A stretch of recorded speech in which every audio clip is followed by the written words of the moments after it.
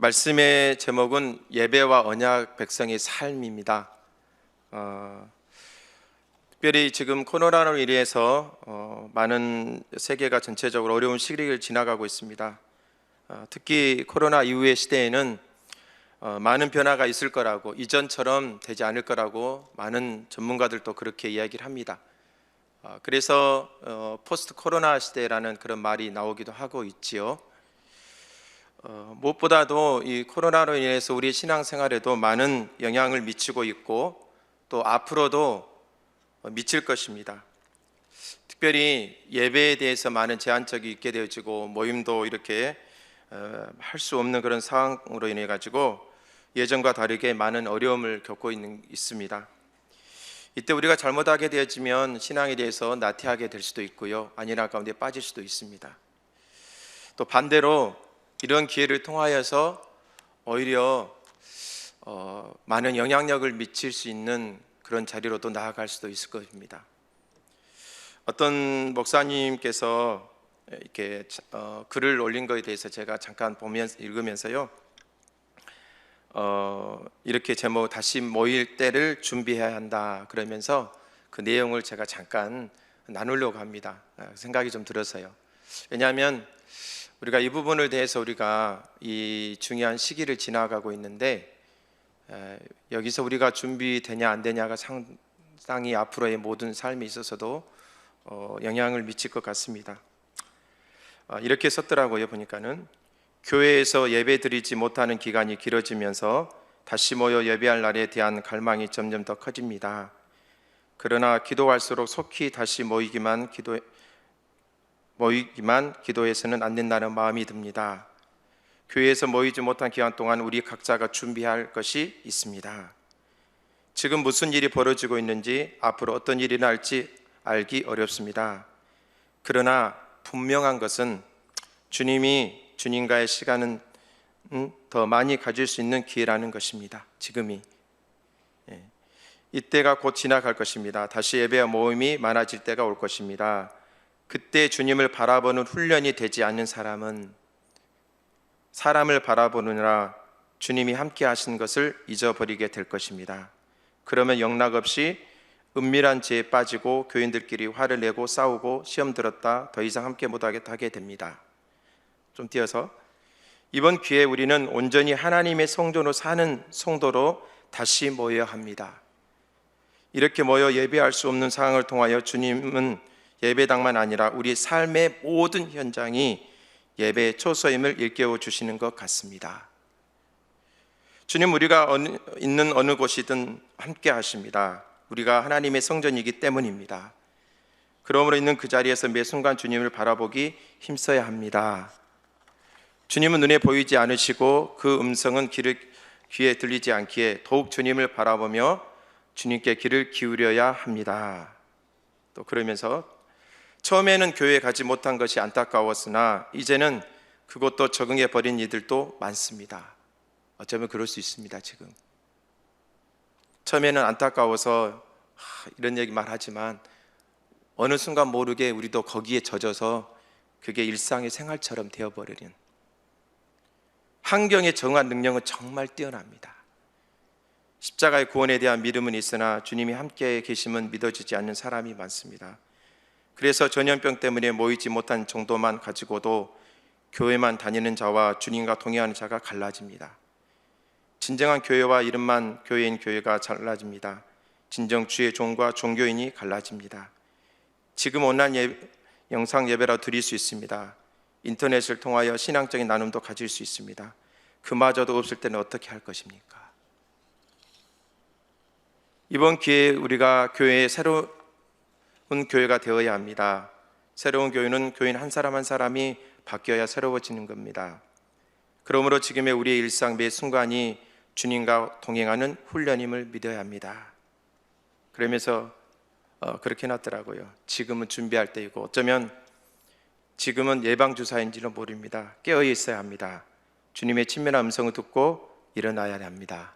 Wake up, 이렇게 써져 있더라고요. 저 상당히 동감합니다. 지금이 어쩌면 우리들에게 주어진 위기가 곧 기회라고도 우리에게 말씀하고 계시죠. 성경 보면은 이 기회를 통해서 우리가 정말 주님과 예배함도 훈련되지 않으면, 동행함도 훈련되지 않으면, 무엇보다 주님과의 친밀한 교제를 그런 누리게 되지 않으면요, 다음에 어떻게 우리가 되어질까? 분명하게 한 가지는 이전과 이후가 지금 확실히 달라졌다는 사실입니다. 근데 저는 무엇보다도 오늘 말씀도 이렇게 우리가 많이 듣던 말씀입니다. 근데 저는 이 말씀을 준비하면서 묵상하면서 우리 예배는 하나의 의식이 아니라는 걸 수없이 들었지만은요, 그것으로 끝나지 않는 겁니다. 예배는 반드시 뭐와 연관되어 있냐면 삶과도 연관되어 있고, 그래서 왜 그러면 하나님께서 우리에게 그렇게 예배에 대해서 말씀하고 있을까? 좀 이따 살펴보려고 했지만은요, 오히려 이런 시기 때에 진짜 하나님을 간절히 찾고 구하는 자에게 하나님은 반드시 만나주시고 그를 통하여서 놀라운 일들을 행하실 겁니다. 반면에 하나님을 만남이 없이 예전처럼 의식과 형식에 치우쳐져 살아가게 된다면요, 지금 코로나로 인하여서도 많은 두려움이 있을걸요. 염려에 휩쓸려 있을 거고 어떤 것에도 자유롭지 못할 겁니다. 그렇지 않으신가요? 사실 어디 가기가 두렵지 않습니까? 강주도 한동안은 안 나와서 참 다행이 됐다. 어제 한꺼번에 그냥 10명인가요? 9명인가요? 그냥 나오더라고요. 어떤 한 분이 방문해가지고 쉽지 않습니다. 그러다 보니까 이로 인해서 너나나 할 것이 많이 위축되기도 하고 그렇습니다.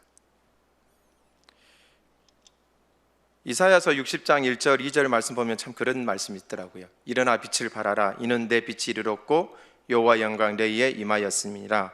보라, 어둠이 땅을 덮을 것이며 캄캄함이 만민을 가리려니와.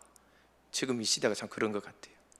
그런데 보십시오. 오직 여호와께서 내 위에 임하실 것이며 그의 영광이 내 위에 나타나리니. 하나님의 영광을 우리 가운데 함께 하시면 오히려 우리는 그걸 통해서 하나님의 영광을 드러내는 영향력을 미치게 될 것입니다. 반면에 그러지 않게 되고는 어둠 가운데, 캄캄한 가운데 거하게 될 겁니다. 그래서 저는 예배에 대해서 이렇게 계속 제가 좀 살펴보고 있는데요, 저 개인적으로도 상당히 중요하다는 생각을 들고, 지난 목이 안 좋아서 쉬면서도 하나님과의 친밀한 관계를 누린다는 게 무엇일까 많이 이렇게 주님을 찾으면서 참 좋은 귀한 시간들을 좀 보내기도 했습니다. 그래서 저는 오늘 말씀을 통해서 예배와 언약의 백성의 삶에 대해서 이렇게 나누려고 합니다. 크게 4가지로 나누려고 하는데요, 하나는 뭐냐면 하나님은 우리 가운데 거하시기를 열망하신다는 거고요, 두 번째는 예배의 본질은 하나님과의 만남입니다. 세 번째로는 예배는 언약 백성의 삶의 핵심입니다. 네 번째로는 그래서 우리가 예배를 준비해야 된다는 것이죠. 첫 번째로 보면 하나님은 우리 가운데 거하시기를 열망하십니다. 믿으신가요? 진짜 믿으신가요? 오늘 말씀에 보면은 45절 46절 같이 한번 읽어볼까요? 같이 한번 읽겠습니다. 내가 이스라엘 자손 중에 거하여 그들의 하나님이 되리니 그들은 내가 그들의 하나님 여호와로서 그들 중에 거하려고 그들을 애굽 땅에서 인도하여 낸 줄을 알리라. 나는 그들의 하나님 여호와이니라. 아멘. 지금 오늘 본문 말씀에 보면은 제사, 번제, 곧 예배에 대해서 말씀하시면서 끝으로 뭐라고 말하냐면 내가 이스라엘 자손 중에 거하여 그들의 하나님이 되리니, 그러면서 그들은 내가 그들의 하나님 여호와로서 그들 중에 거하려고 그들을 애굽 땅에서 인도하여 낸 줄 알리라. 그러니까 애굽 땅에서 그들이 종살이 하고 있었던, 소망이 없었던, 노예 생활을 하고 있었던, 근데 하나님이 그들을 모세를 통하여서 건져내셨는데 그 건져내신 목적이 뭐라고 말하냐면 내가 그들 중에 거하려고. 그래서 출애굽의 사건은 하나님이 좀 이따 살펴보겠지만은 그들 중에 거하려고 하는 삶에 성취하신 거예요. 근데 그게 한 번으로 끝이냐? 그게 아니라 하나님은 그들을 거쳐 삼아서 계속해서 함께 동행하기를 원하시고 열망하신다는 뜻입니다. 믿으신가요? 하나님은 저와 여러분에게 그렇게 함께하기를 원하신다는 것입니다. 그래서 여기서 우리가 한 가지 알 수 있는 것은 하나님은 우리 안에 거하시기를 너무로 열망하신 것입니다. 이것이 예배를 대해서 말씀하시면서 하는 내용과 연관시켜 보면은, 그래서 우리가 교회 안에서 드리는 예배가 다가 아니라는 거예요. 의식이 아니라는 거예요. 그것은 곧 삶으로 이어진다는 것입니다. 하나님이 우리 안에 거하는 삶이 되어야 된다는 것을 말씀해 주고 있는 것이죠. 그래서 성경 여러 곳에서도 우리가 살펴보면 알 수 있듯이 예배와 삶은 뗄래야 뗄 수 없는 그런 불가분의 관계인 것입니다. 그렇다면 우리가 하나님의 언약의 백성으로 살기 원한다면, 다시 말해서 하나님께서 우리 안에 거하시고 함께 동행하기를 원하신다면 우리는 반드시 예배에 대해서 성공해야 될 것입니다. 그런 예배에 대해서 성공함이 없이는, 만남이 없이는 우리는요, 삶에서 안일한 가운데 나태해질 수밖에 없습니다. 그리고 아까 말씀한 그 이사야서 60장 2절 말씀처럼 흑암이 깊고 어둠이 캄캄해질 때에 우리는 빛을 바라는 것이 아니라 오히려 그것의 영향을 받아서 염려와 불안과 근심과 걱정 가운데 휩싸이게 될 것입니다. 그러나 하나님이 우리 가운데 거하시게 될 경우 어떤 일이 벌어질까요? 우리는 오히려 그 하나님으로 인하여서 놀라운 그 은혜를 경험하게 될 것입니다. 하나님을 더 경험하게 될 거고요, 우리를 통해서 많은 영향력들이 가게 될 것입니다. 그래서 우리가 무엇보다도요, 하나님이 하나님의 백성들을 인도하여 내신, 그래서 인도하여 내시고 무엇보다도 우리 가운데 거하시기를 열망하시는 하나님이심을 여러분 믿으시게 되기를 축복합니다. 출애굽의 과정을 보면 알잖아요.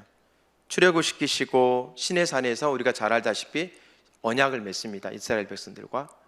그리고 나서 그들에게 하나님의 영광을 보이셨습니다. 그리고 그 보이는 가운데 언약을 체결하셨어요.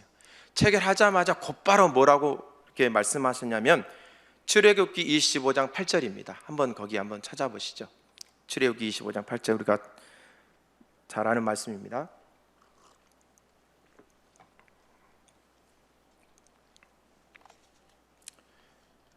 같이 읽겠습니다. 내가 그들 중에 거할 성소를 그들이 나를 위하여 짓되, 이렇게 말합니다. 성소를 지으라고 말하면서 누구를 위해서 지으라고 말해요? 나를 위하여서 지으라고 말합니다. 나를, 하나님의 영광을 위하여서. 근데 어떤 성소를 지으라고 말해요?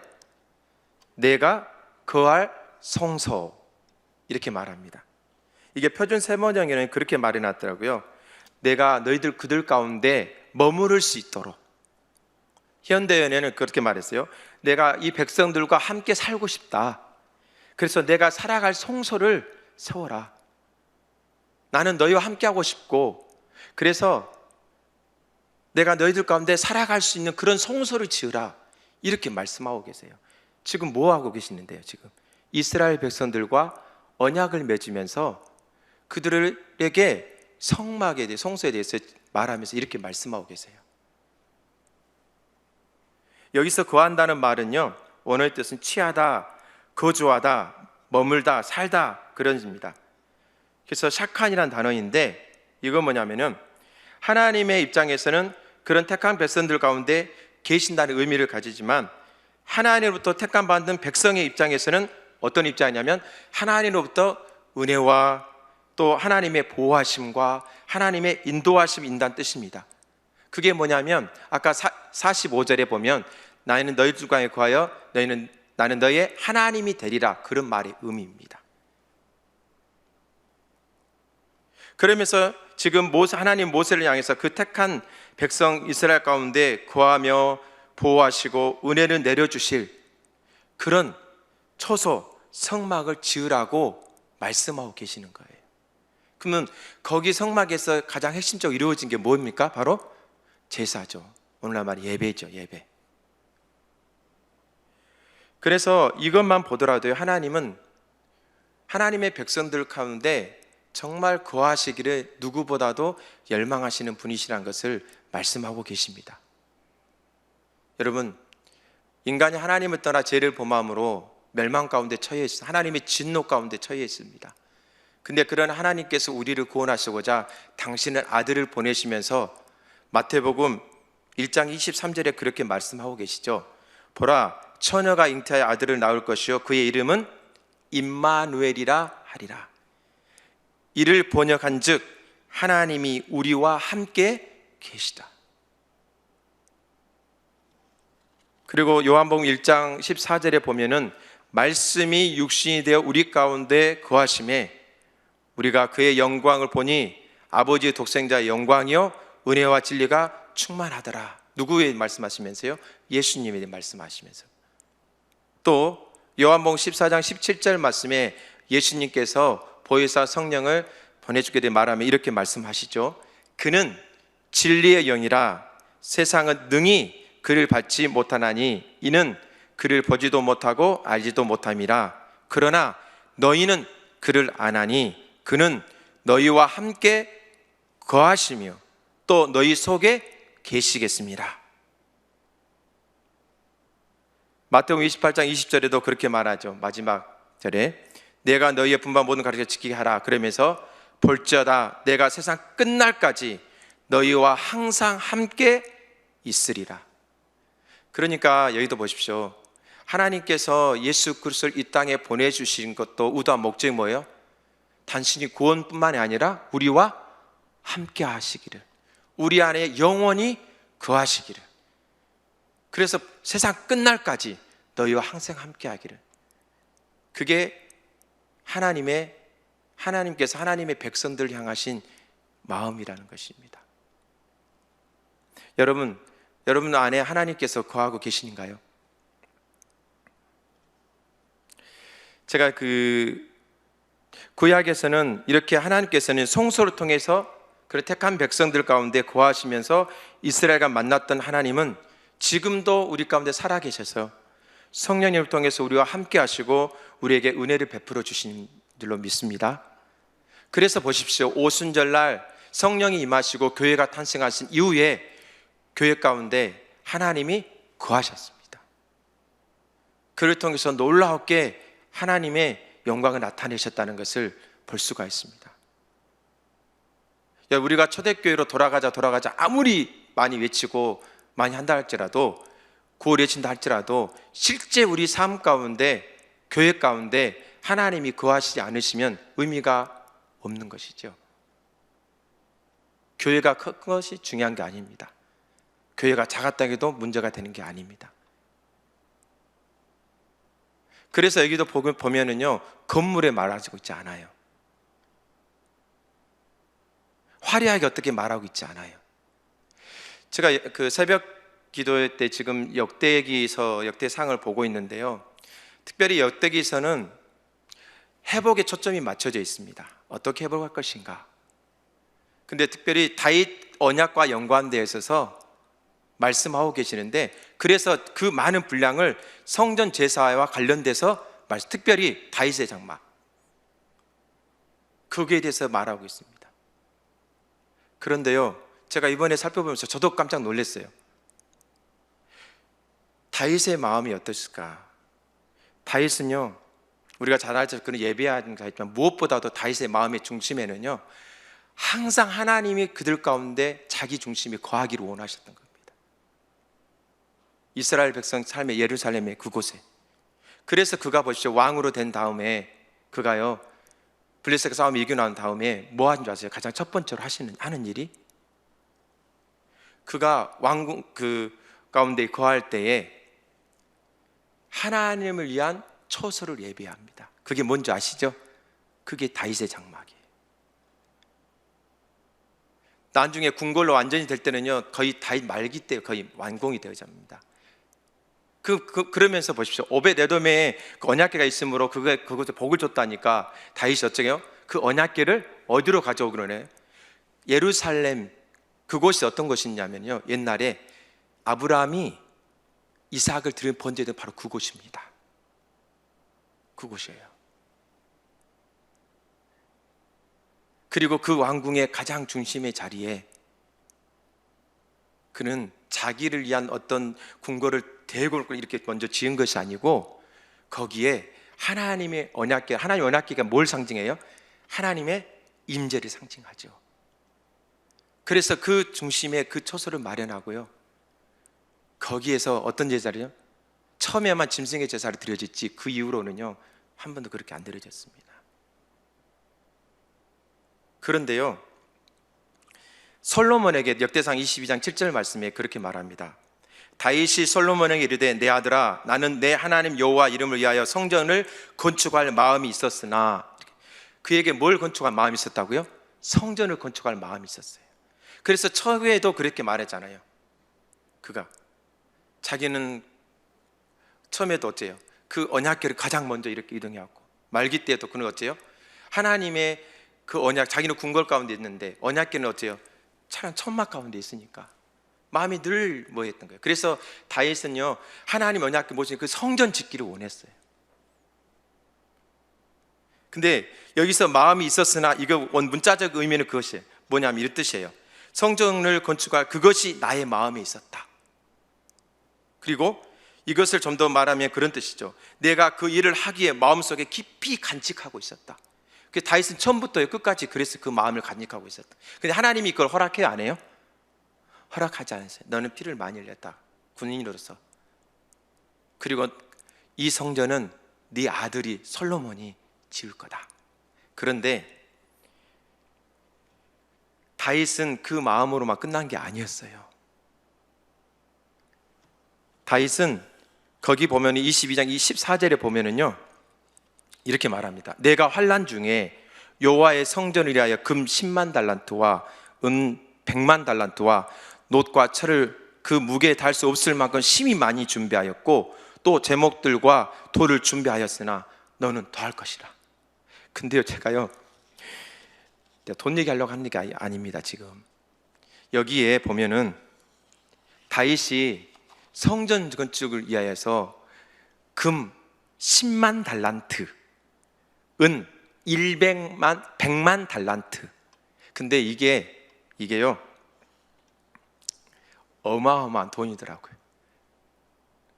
오늘날로 말하면 다 성경이 길어지니까 짧게 말해서 금 10만 달란트가 오늘날 노동자 하루 품삯을 3만 원으로 계산했을 때, 요즘 하루 품삯이 얼마죠? 최소 10만 원 이상입니다. 3만 원을 계산했을 때 그 돈이 2,700조예요. 은은 얼마냐? 1,800조. 근데 거기다 곱하기 3을 해보십시오. 자, 무슨 말씀을 드리고자 원한다면요, 다윗의 열망은 돈이 문제가 아니고 그는 성전 짓기를 갈망했다는 거예요. 왜 그랬을까? 성경은 누구의 관점으로 쓰여진 거예요? 하나님의 관점으로. 이 마음이 곧 누구의 마음이라는 거예요? 하나님 아버지의 마음이라는 거예요.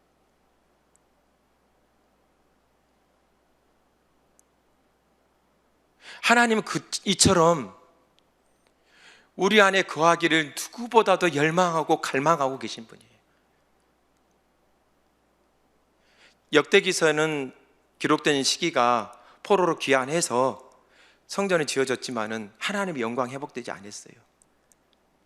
그러면서 회복의 관점에서 성전 제사 어떻게 할 것인가 구체적으로 말해요. 특별히 성막 짓고 다윗 장막 짓게 한 다음에요, 다윗이 어떻게 하냐면 제사장들과 레위장들과 문지기도 지키고 12반차들을 24반차 세우게 하셨어요. 하루 24시간 1년 365일 동안 계속해서 하나님이 그 영광에 머무는 그곳에서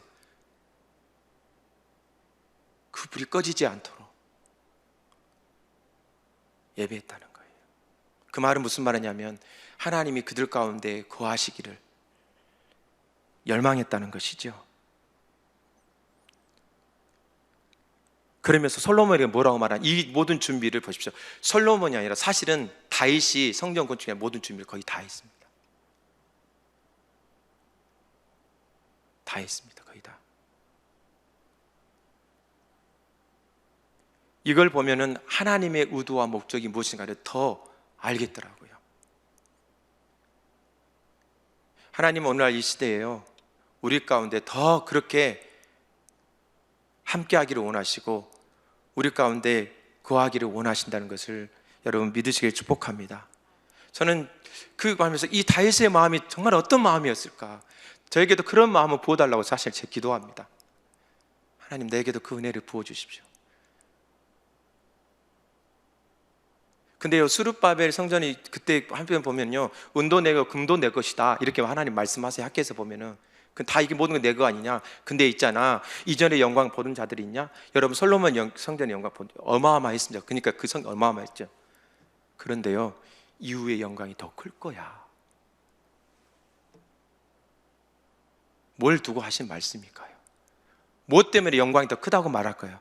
하나님이 우리 가운데 거하기 때문에 그러는 것이죠.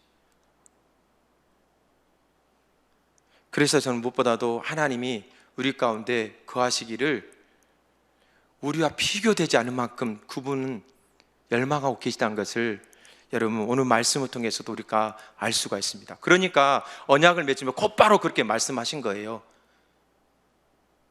내가 거할 성소를 성막을 지으라.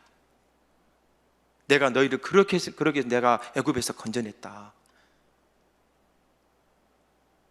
그렇게 말하고요. 또 예배와 관련돼서도 보십시오. 나중에 살펴보겠지만 예배에 대해 말하면서 또 그 말씀 하고 계시다는 거예요.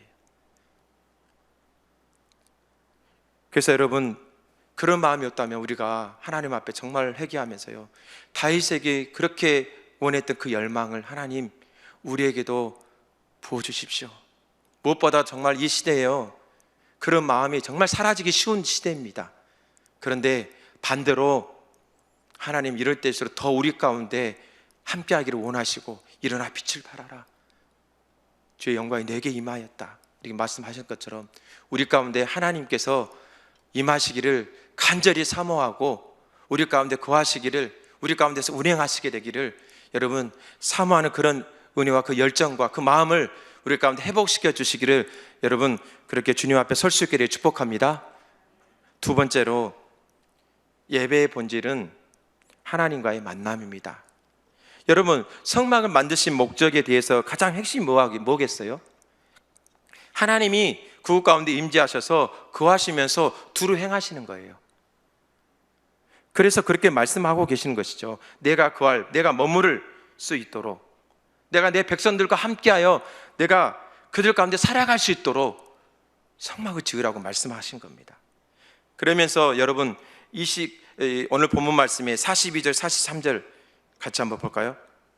42절 43절 인터넷에도 온라인으로 들으신 분도 성경 말씀을 찾아보시죠. 제가 주지 않았습니다. 왜 안 주냐면요, 이때라도 우리가 찾아보지 않으면 언제 찾아보실 겁니까?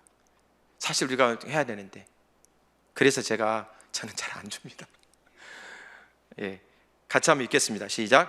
이는 너희가 대대로 여호와 앞 행망문에서 늘 드린 번제라. 내가 거기서 너희와 만나고 내게 말하리라. 내가 거기서 이스라엘 자손을 만나리니 내 영광으로 말미암아 회막이 거룩하게 될지라.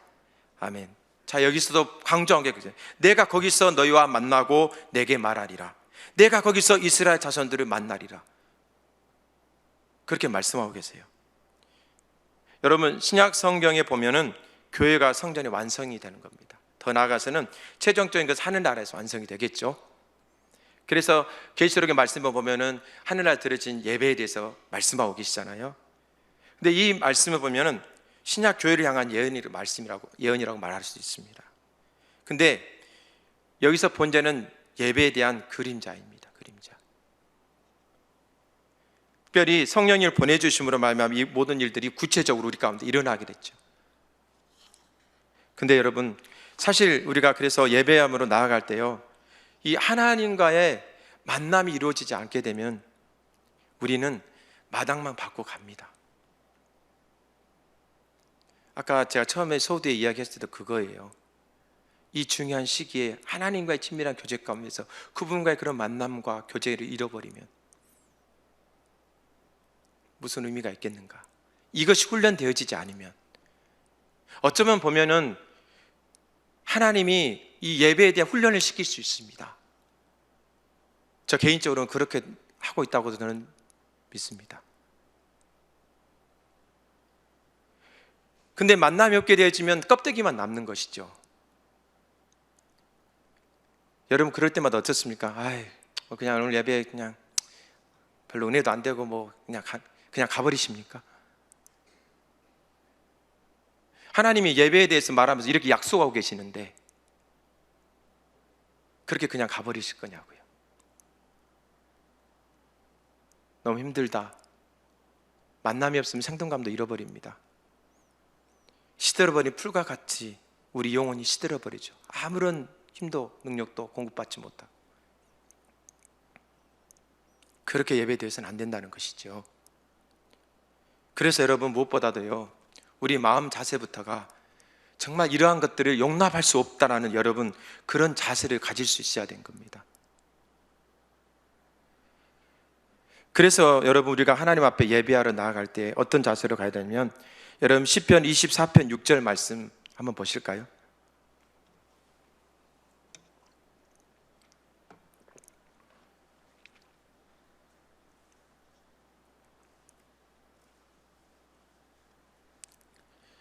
우리가 잘 아는 말씀이 시편 24편 6절입니다. 같이 한번 읽겠습니다. 이는 여호와를 찾는 족속이요 야곱의 하나님의 얼굴을 구하는 자로다. 이건 뭘 말에 대해서 말씀하시냐면 그 3절에 보면 여호와의 산에 오를 자 누구며 그의 거룩한 곳에 설 자 누구인가 예배하러 나갈 때입니다. 그러면서 그는 뭐라고요? 여호와를 찾는 족속이요, 그가 곧 뭐예요? 하나님의 얼굴을 구하는 자로다. 그러니까 여기서 보면은 예배하러 나간 자를 여호와를 찾는 족속이라고 말합니다. 그래서 예배는 뭐냐? 그분을 만나기 위해서 오는 것입니다. 여러분 오늘 또 예배하러 나올 때 누구를 만나기 오셨습니까? 하나님을 만나기 위해서 오셨습니다. 이 말은 다른 말로 표현하면 하나님을 찾아 나와야 된다, 그 말씀인 것입니다. 여기서 찾고 구한다는 것은요, 실제로 성소에 올라오는 행위, 의식이 아닌 행위를 말합니다.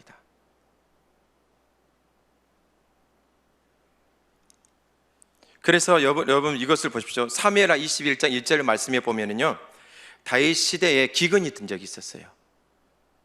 기근이 들어 도대체 해결이 안 돼. 그러니까 21장 1절에 사무엘하 21장 이렇게 기록되어 있습니다. 다윗의 시대에 해를 거듭하여 3년 기근이 있으므로 다윗이 여호와 앞에 간구하매 여호와께서 이르시되 이는 사울과 피를 흘린 그의 집으로 말미암음이니 그가 기브온 사람을 죽였음이니라 하시니라. 그러니까는 구체적인 설명은 좀 이렇게 안 하고요, 여기 보면 기근이 들게 되니까 다윗이 어떻게 됐어요? 다윗이 여호와 앞에 간구하매, 이 여호와 앞에 간구하매 그 뜻이 무슨 뜻이냐면 그런 뜻입니다. 여호와의 얼굴을 찾음에. 다시 말해서 하나님 앞에 예배하러 나갈 때 하나님 그분을 찾아서 나아갔다는 말이에요. 그러게 되니까 여호와께서 그를 만나 주심으로 그 원인이 어디 있는지를 말씀해 주셨다는 거예요. 그리고 그것을 해결함으로 해서 기근이 멈췄다는 사실이에요.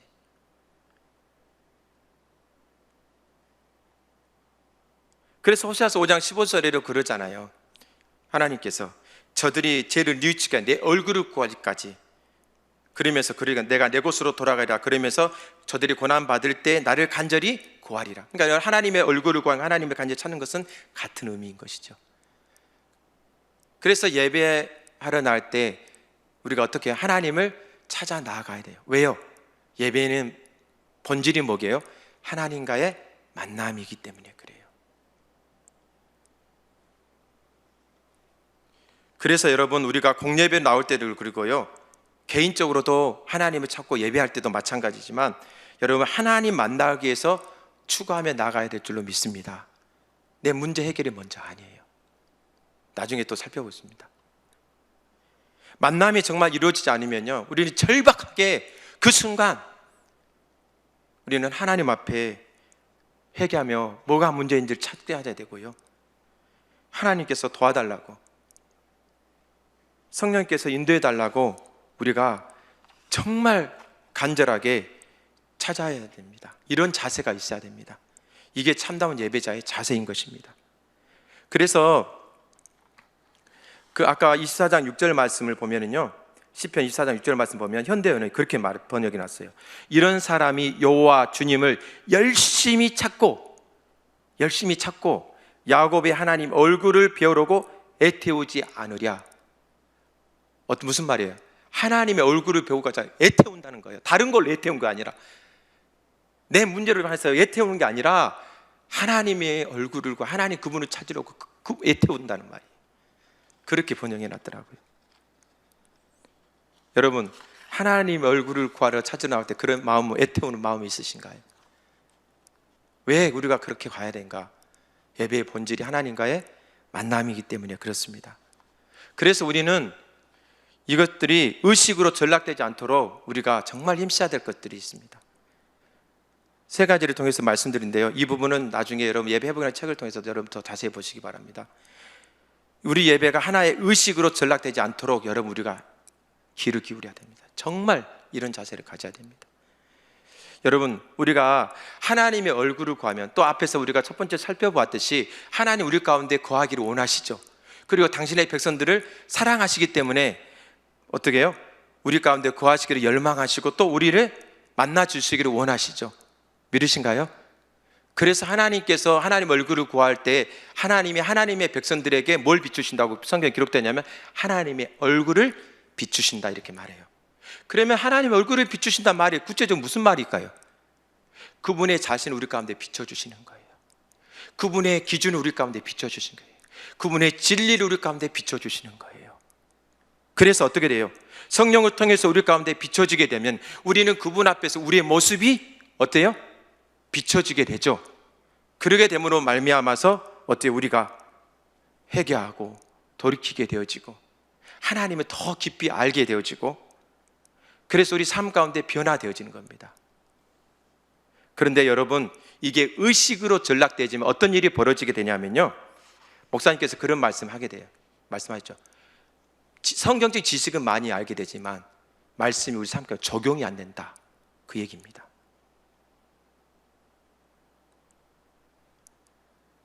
무슨 얘기냐면 의식이 있게 되면, 의식만 있으면요 예배를 통해서는 어떠한 삶의 변화가 없게 되지는 거죠. 하나님의 기준이 비춰지지 않게 된 거죠. 하나님 그분 자신이 얼마나 귀하고 얼마나 위대하신 분이신지, 그러면 하나님 그분이 얼마나 위대하시고 얼마나 그분이 아름다우시고 그분이 행하신 놀라운 일들이 정말 우리 가운데, 이야, 이런 일 하나님 행하셨구나, 우리를 위해서 놀라운 구원의 은혜 베푸셨구나, 그 은혜를 깨달았다면, 여러분 우리가 아까도 처음에 첫 찬양할 때도 여러분 정말 기쁘지 않아요? 우리가 찬양과 경배가 나올 때 여러분 그냥 나오겠어요? 안 그런 거예요.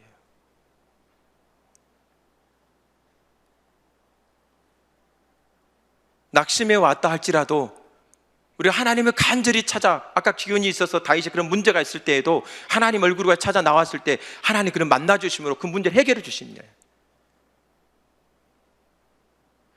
그래서 여러분 우리가 한 가지 정말 기억해야 할 게 있어요. 의식으로 전락되지 않도록 우리가 정말 깨어 있어야 되는 겁니다. 여러분 그렇게 깨어 있을 수 있기를 축복합니다. 만약에 이런 비추심이 없다면 여러분 지금 우리는 의식으로 전락되어 있는 겁니다. 하나님의 말씀의 기준에 비춰서 보십시오. 바리새인들이 그랬습니다. 의식은 너무 화려했습니다. 근데 예수님은 바리새인들이랑 뭐라 하면, 너희는 내 형용을 보지도 못하고 내 음성 듣지도 못했다 이렇게 말합니다.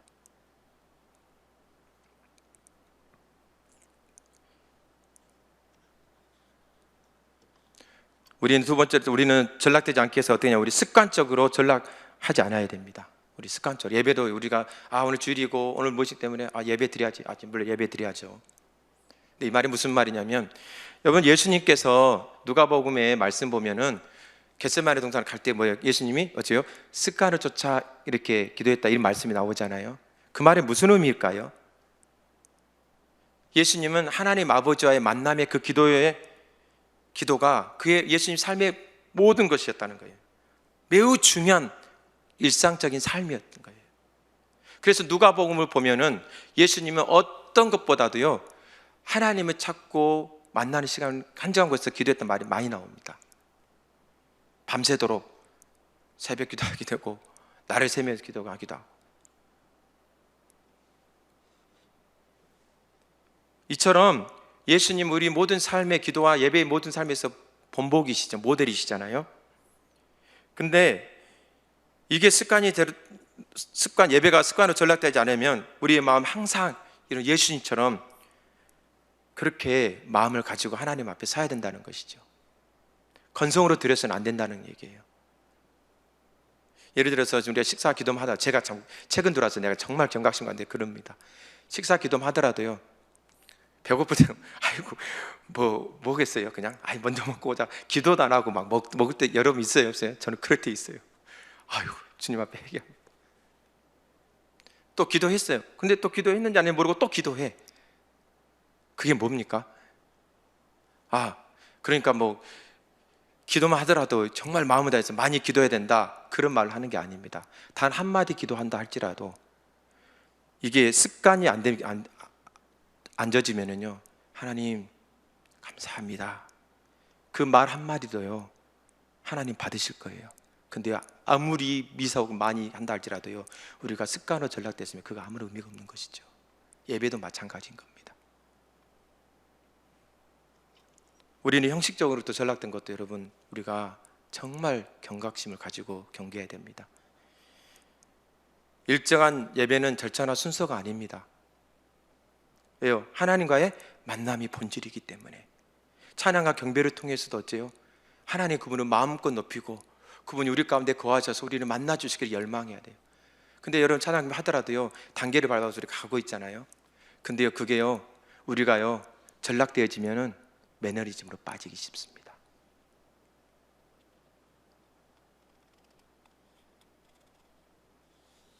이런 형식 받으니 하나님이 많이 만나 주시겠지? 그런데 여러분 잘 보십시오. 내가 그런 식으로 예배 드리고 있지 않은가 한번 보십시오. 기도도 마찬가지입니다. 그래서 뭐냐면 예배에 있어서의 중요한 시금석이 있습니다.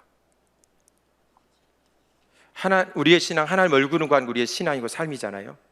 예배는 뭐라고 해서 하나님 얼굴 구하여 나아가는 것이라고 했습니다. 그래서 시금석이 뭐냐면 우리가 하나님 앞으로 나아갈 때 우리 가운데 뭐가 있어야 돼요? 하나님 향한 배고픔, 갈망, 갈급함이 있어야 됩니다.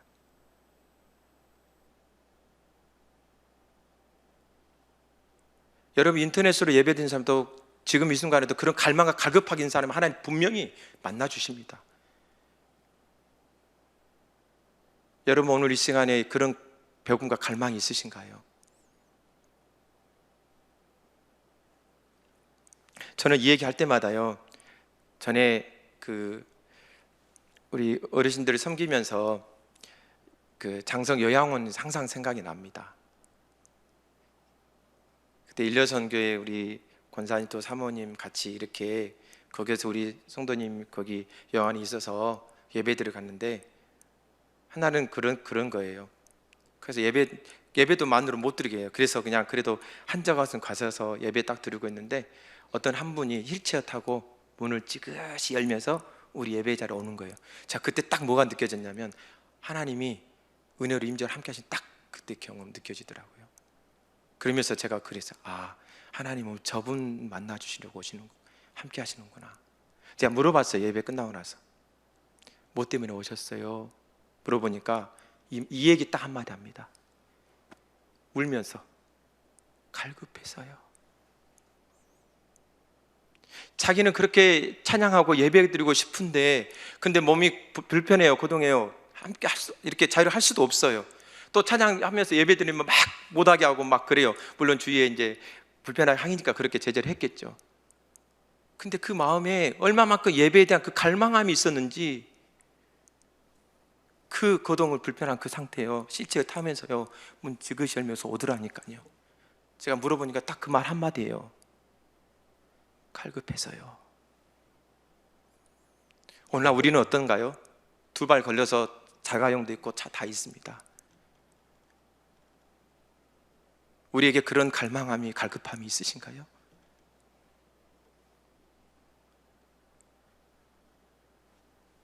하나님을 향한 갈급함이 없으면 예배 가운데 사람이 많이 모이고 프로그램과 의식이 하려 한다 할지라도요, 껍데기뿐입니다.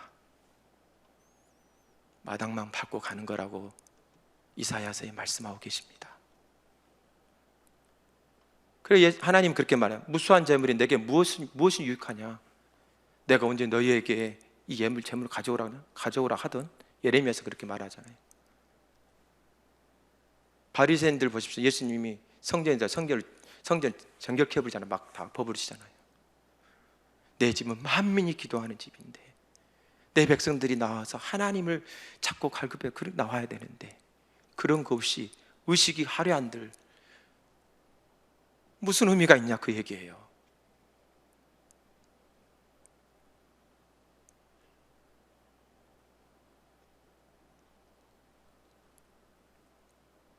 그래서 예배에 대한 중요한 시금석은 뭐냐면요, 갈급함, 배고픔입니다. 우리가 시편 42편 1절 2절 말씀 잘 아시잖아요. 사슴이 시냇물 찾기에 갈급함 같이 내 영혼이 주를 찾기에 갈급하나이다. 거기 한번 찾아볼까요? 시편 42편 1절 2절 말씀입니다.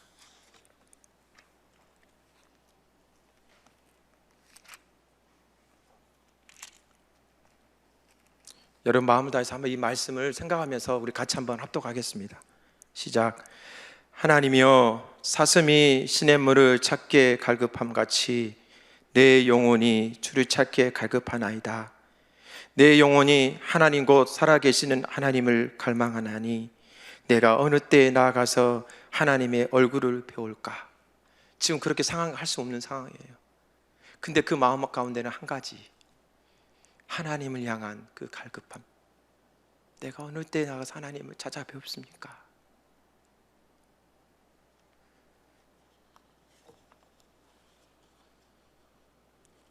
여러분 이 갈급함을요, 요엘서의 1장 19절 20절의 말씀 제가 읽어드리겠습니다. 여호와여, 내가 주께 부르짖으오니 불이 목장의 풀을 살랐고 불꽃이 들의 모든 나무를 살랐음이니이다. 들짐승도 주를 향하여 헐떡거리오니 시내가 다 말랐고 들의 풀이 불에 탔음이니이다. 시내가 갈라지고 불이 나서 촌이 다 타버렸어요. 들짐승들에게는 뭐가 있어요? 먹을 양식도 없어요. 목말라요. 그러니까 얼마나 헐떡했다는 말이 표현하고 있잖아요. 그 뉴턴은 이것을 갈급함 같이 이것을 어떻게 했냐면요, 이렇게 해놨어요. 이에 해당하는 원어 아라크는 이곳과 지독한 가뭄 때 하나님을 향하여 헐떡거리는 들짐승들을 묘사하는 요엘서 방금 읽어드린 1장 20절 말씀에만 사용되었다. 요엘서 1장 20절 문맥을 고려할 때 이 용어는 찾기에 갈급함 같이로 번역하기보다는 울부짖으며 찾음과 같이 번역해야 원문의 의미가 살아날 듯 싶다, 이렇게 말했습니다. 그러니까는 아까도 제가 말씀드린 요양은 그 할머니가 울먹울먹거리면서 그렇게 찾아 나와듯이, 그렇지 않으면요 우리는 어떻게 되냐면요, 우리 신앙이 화석화되어집니다. 얼마 전에 성교원 애들과 사나리 학생들 데리고 해남에 있는 공룡박물관에 다녀왔습니다. 자연사 박물관은 규모가 어마어마합니다. 10만 평, 우리나라 제일 큽니다. 세계적으로 근데 그것 지질학적으로 제일 유명한 곳입니다. 저는 이제 대학교 때 지질하고 나왔기 때문에.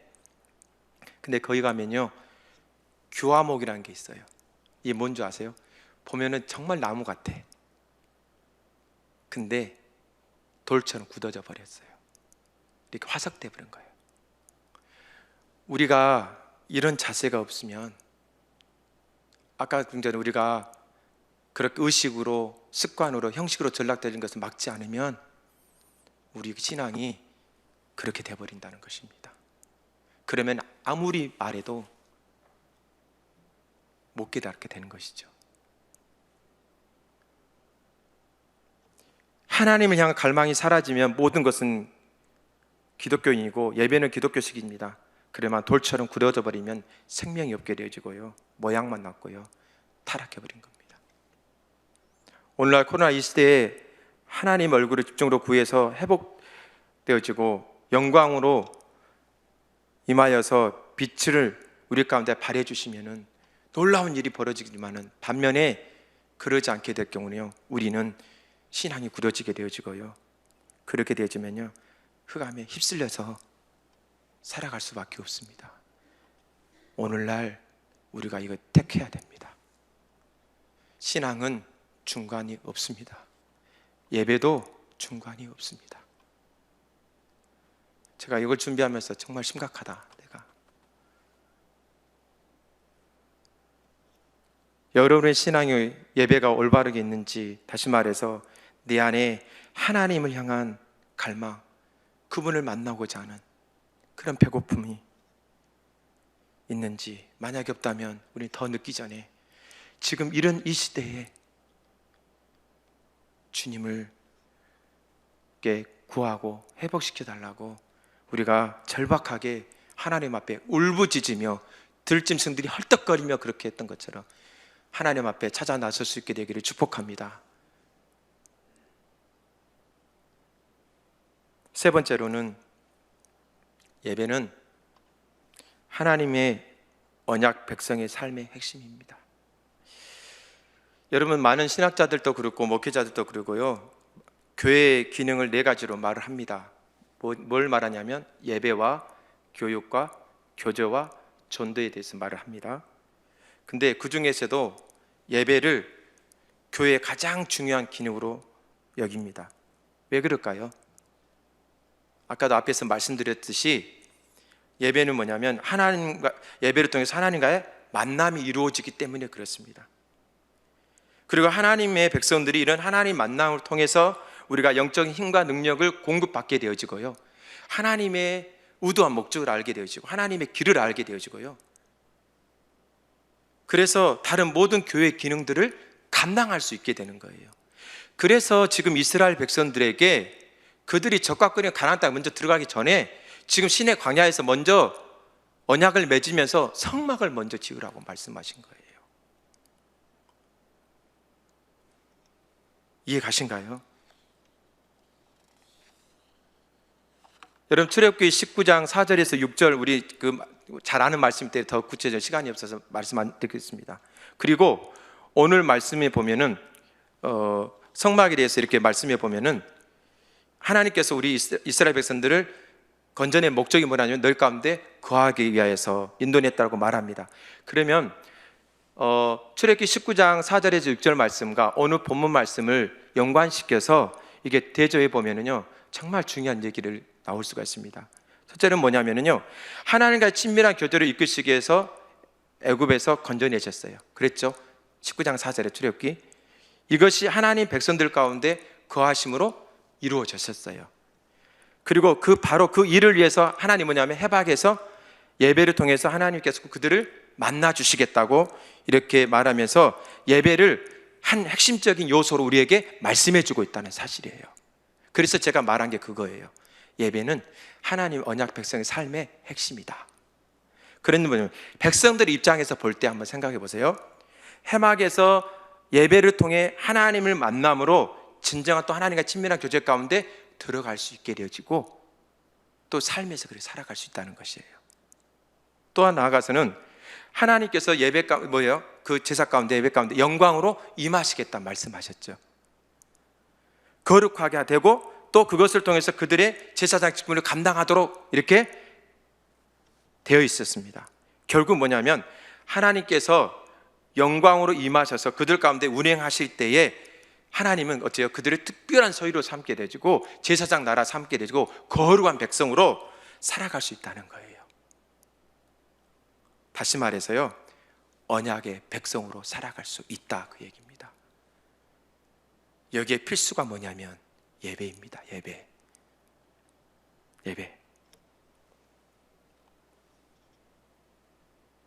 그래서 예배를 통해서 하나님과의 만나고 하나님의 영광을 보는 것이 모든 것의 원동력이라고 말했던 게 그겁니다. 그래서 여러분, 우리가 모든 것보다도요, 교회에 여러 가지 기능이 있지만 예배가 가장 중요한 요소가 바로 그거 있는 것입니다.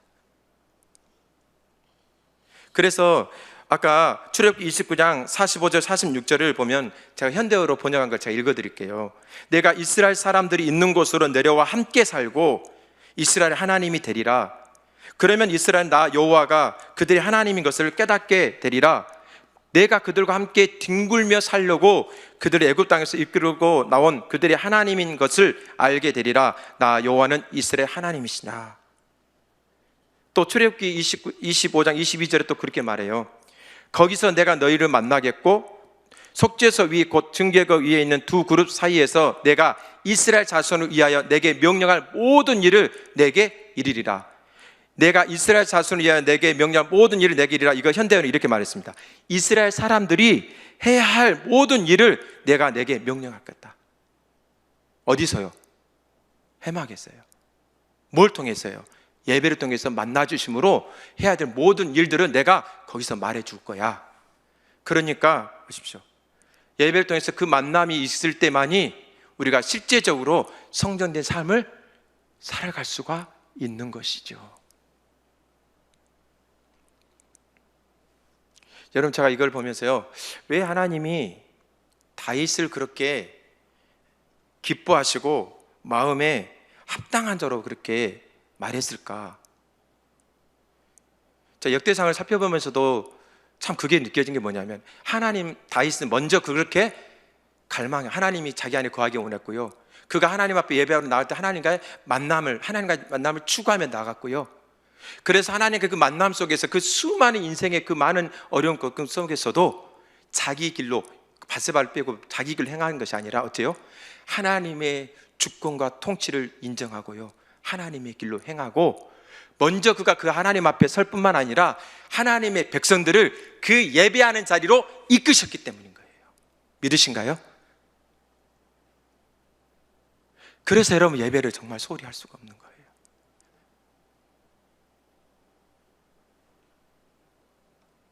자기가 먼저 그런 삶을 살고요, 하나님의 백성들이 어디로 이끄냐면요, 그 자리를 이끌어요. 그래서 1년 300, 다윗상 말 왜 그랬냐? 1년 300, 하루 24장, 1년 365일 매일매일 거기서 하나님 앞에 제사들 예배드리라고 했어요. 그 말이 무슨 말일까요? 하나님과 너희가 만남이 있어야 진정으로 세상 가운데 살아갈 때 하나님의 언약의 백성으로 살아갈 수 있다는 거예요.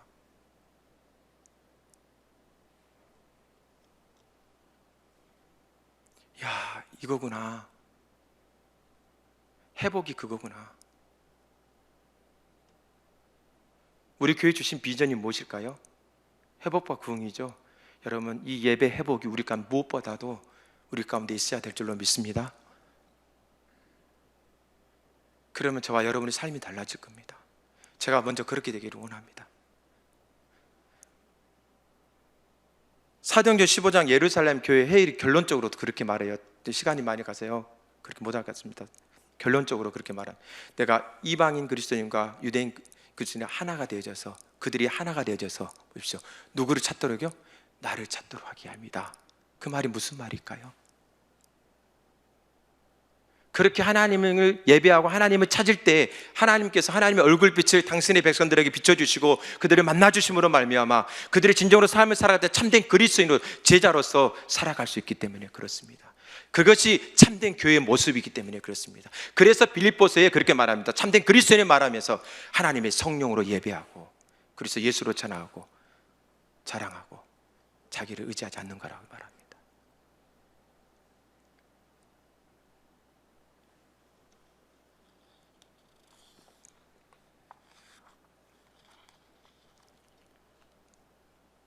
민수기서 6장의 말씀 후반절에 보면은요, 하나님께서 제사장들 하여금 당신의 백성들에게 이렇게 축복하라고 말합니다. 뭐냐면은 하나님의 얼굴빛을 그 사랑하는 백성들에게 비추도록 축복해라. 그 말씀을 제가 읽어드릴게요. 여호와께서 민수기 6장 22절에서 27절입니다. 여호와께서 모세에게 말씀하여 이르시되 아론과 그의 아들들에게 말하여 이르기를 너희는 이스라엘 자손을 위하여 이렇게 축복하여 이르되 여호와는 내게 복을 주시고 너를 지키시기를 원하며 여호와는 그의 얼굴을 내게 비추사 은혜 베푸시기를 원하며 여호와는 그 얼굴을 내게로 향하여 드사 평강 주시기를 원하노라 할지니라 하라. 그들은 이같이 내 이름으로 이스라엘 자손들에게 축복할지니 내가 그들에게 복을 주리라. 그렇게 축복하면 그렇게 복을 주시겠다, 이렇게 말을 하고 있는 거예요. 근데 보십시오, 이게 하나님의 백성들이 하나님의 마음의 의도 목적인 걸 볼 수가 있습니다. 예배를 통해서 하나님과의 만남이 있게 되어지면요, 그분의 마음, 그분의 뜻이, 그분의 길이 보여지게 되고요, 우리 마음도요, 어떻게 해요? 이렇게 기도할걸요. 자녀들 위해서 기도할 때도, 아내나 남편을 위해 기도할 때도, 교회를 위해서 기도할 때도, 이웃을 위해 기도할 때도, 나라와 민족을 위해서 기도할 때도, 열방 향해 기도할 때도 하나님의 얼굴빛을 우리에게 비춰주십시오. 자녀들 속속이잖아요. 저도 마찬가지예요. 근데 제가 최근에도 더 보면서 부정적으로 말할 게 아니라 진짜 하나님이 우리가 만나주셔서 이 얼굴빛을 비춰주도록 기도해야 되겠구나. 그래서 더 기도합니다. 막.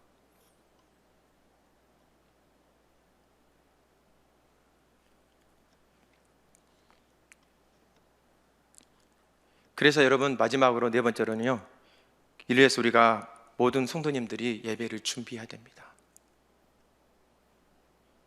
주일 예배뿐만 아니라요, 우리가 중보기도 자리로 갈 때도 그렇고, 개인적으로 예배 드릴 때도 그렇고, 오이코스 모임 때도 그렇고, 다 똑같습니다. 왜냐하면 이렇게 준비하지 않으면요, 우리가 하나님 얼굴 안에 방해가 되기 때문에, 그 방해된 것들을, 이것도 제가 이거 그 예배 회복에서 이제 참조해서 말씀한 건데요, 사실 개인적으로도 왜 이것을 말씀하고 있는지 알겠더라고요. 좀 이해가더라고요. 5가지를 말할 텐데 더 많이 있습니다. 하나는 뭐냐면 죄책감, 또 하나는 분주함, 또 하나는 조급함, 그리고 모든 염려, 그리고 개인적인 의제. 간단하게 살펴보면요, 죄책감요, 우리가 일주일 살아가면서 여러분 마음이 편하신가요? 여러 가지 일들로 인해서 속상한 일도 많죠. 또 그로 인해서 어떻게 해요? 마음이 아프죠. 죄책감도 들죠. 그래서 어떻게 주일날 예배 나오면 그러신가요? 그래서 여러분, 우리가 준비해야 됩니다. 무엇을 보고 준비해야 될까요? 예수 그리스도의 십자가의 공로를 의지해서요. 그래서 우리가 그 하나님의 약속을 붙들고 나아가야 됩니다. 여러분, 요한일서 1장 9절 말씀 여러분 잘 아시죠? 뭐라고 나오죠? 우리가 우리 죄를 자백하면 저는 미쁘시고 의로우사 우리 죄를 사하시고 모든 불에서 우리를 깨끗게 하시기 아니겠느냐. 그래서 우리를 의롭다 하신 말은 뭐냐면, 하나님께서 예수님의 십자가를 내어주심으로 말미암아 우리 죄를 대속해 주셨기에 우리의 죄를 용서하시는 것이 그분의 의로우심이시죠. 그래서 우리가 하나님 앞에 설 때에 이 약속의 말씀을 반드시 지키시는 신실하심임을, 그래서 십자가에서 내어주셔서 자신의 의로움을 나타내 주신 그 하나님만을 신뢰함으로, 십자가의 공로를 의지함으로 회개하면서 그 용서를 우리가 받아들임으로 여러분, 우리가 주님 앞에 나가야 될 줄로 믿습니다. 그래서 여러분, 우리가요 그렇게 하나님 앞에 그렇게 서야 되는 거예요. 어떤 상황이 있든지 간에 죄책감이 있게 되어지면 예배 올바로 드려져요? 못 드려져요? 못 드려져요. 두 번째로는 분주함입니다. 여러분, 제가 이걸 회개했습니다. 회개해야 될 부분이고요. 토요일날 저녁에 늦게까지 한번 TV를 보고 또 했다고 생각해 보십시오. 우리가 이렇게 살아가면서 적절한 오락도 필요합니다. 쉼도 필요하고 적절한 취미생활도 필요합니다. 해야 돼요. 근데 문제는 뭐냐면, 거기 하나님을 찾는 것에서는 소홀히 여기고 거기에 심취해버리면 안 된다는 거, 그의 마음을 빼앗겨버리면 안 된다는 거예요. 그게 마음을 빼앗겨버리면 여러분, 예배하러 나올 때, 또 기도하러 할 때 여러분, 하나님께 마음이 초점이 갑니까? 안 그러면 온갖 잡생각으로 가득 찹니까? 여러분 생각이 온갖 여러 가지 잡생각으로 가득 차게 되고 분산되잖아요. 그러면 여러분, 예배에 올바로 드릴 수 있어요? 안 될걸요? 저도 그럴 때가 많습니다. 그럴 때는 저는 다른 거 안 하고요, 하나님 앞에 일단 회개합니다. 회개. 그리고 정말 하나님 은혜를 구합니다. 그러면 그럴 때 되면요, 어느 순간 하나님께서 은혜를 은혜를 회복시켜 줘서 이 말씀이, 안 들었던 말씀이 들어와요. 여러분, 그렇기 때문에요, 주중의 삶과 주일 예배는요 구분되어지지 않습니다. 내가 어떻게 주중의 삶을 살았냐, 주일 예배의 성패를 가늠하고요, 주일 예배 내가 어떻게 들으냐에 따라 주중의 삶이 성패가 가려지는 거예요. 토요일날 보면 그러잖아요. 특히 저 같은 경우 전에는 그거 몰랐어요. 토요일만 되면 많이 싸워. 큰 소리 치게 되고. 다음날 오면 어떻게 돼요? 정말 쉽지 않아요. 그러니까 지금은 토요일날 되면 그렇게 많이 안 합니다. 그러니까 제가 주일날 되면요, 그래서 저는 개인적으로 항상 제가 1시간 먼저 나옵니다. 그래서 여러분, 두 번째는 그래서 분주함입니다. 분주함. 이 분주함이 있으면요 올바로 예배 못 드립니다. 그래서 늦게 와서 여러분 허덕 와서 예배 올바로 드려지든가요. 그래서 최소한 10분 전 이상 오셔서, 먼저 오셔서, 우리 광고 하잖아요, 기도로 예배 준비하시라. 그래서 분주함을 가라앉히고 하나님께 초점을 맞추셔야 됩니다. 조급함, 초점이 하나님께 가 있지 않으면 우린 조급해집니다. 그래서 뭐예요? 다른 일에 어떤 조급함이 있으면요 예배 때도 그 생각 가득 차게 될걸요. 그리고 하나님 만남이 이루어지겠어요? 마당만 받고 가는 거예요. 하나님은 우리 스케줄에 맞추지 않으십니다. 믿으신가요? 그래서 차분한 마음을 가지고 충분한 시간을 준비해야 됩니다. 일주일에 한 번 주일 예배마저도 이렇게 우리가 예배하지 못하면요 하나님이 그 삶에 있어서 정말 소중한지 살펴봐야 돼요. 모든 염려, 베드로전서 5장 7절 말씀에 너희 염려를 주께 맡기라 이는 그가 너희를 돌보심이라 이렇게 말합니다. 염려는 원어적인 뜻은 그겁니다. 우리 마음을 여러 조각 나눠지게 만드는 거죠. 그래서 집중하지 못하도록 하게 됩니까? 염려가 있게 되면 우리가 예배에 집중하지 못하도록 해버린 겁니다. 근데 왜 염려를 맡기라고 말하냐면 주께서 그가 너희를 돌보신다. 돌보신단 말이에요. 하나님 우리 삶에 지대한 관심을 가지시고 계시다는 뜻이에요. 근데 여러분 보십시오. 특히 코로나로 인해서 정말 염려에 휩싸여 있지 않습니까? 우리가 염려한들 키는 한 잔이나 더 할 수 있겠습니까? 그래서 우리에게 이런 훈련들이 필요한 겁니다. 개인적인 모든 의제도 내가 먼저 구하는 거 이건 먼저 내려놓으셔야 돼요. 그래서 우리가 뭐냐면 그렇지 않으려면 예배를 준비해야 되는데 최소한 10분 전에 미리 오셔서 여러분 하나님 얼굴을 구하여 나아가는 예배를 준비할 수 있게 되길 축복합니다. 여러분 10분은 먼저 오십시오. 그래서 정말 예배가 예배되어짐으로 우리 삶이 회복되어지고 더 이 시대에 정말 하나님의 영광이 빛을 발하는 저와 여러분이 되기를 축복합니다. 오늘 4가지를 살펴봤습니다. 하나님 우리 가운데 거하시길 열망하신다. 예배의 본질은 하나님과의 만남이다. 예배는 언약 백성의 삶의 핵심이다. 그러기 위해서 우리가 마음을 준비하되 우리가 우리의 신앙이 의식이나 습관이나 형식적으로 전락되지 않도록 해야 될 뿐만 아니라 우리가 죄책감이나 분주함이나 조급함이나 염려나 또 우리의 모든 의제를 다 내려놓으시고 오직 하나님 그분만을 구하는 그 배고픔, 그 갈망으로 우리가 주님 앞에 설 수 있기를 축복합니다.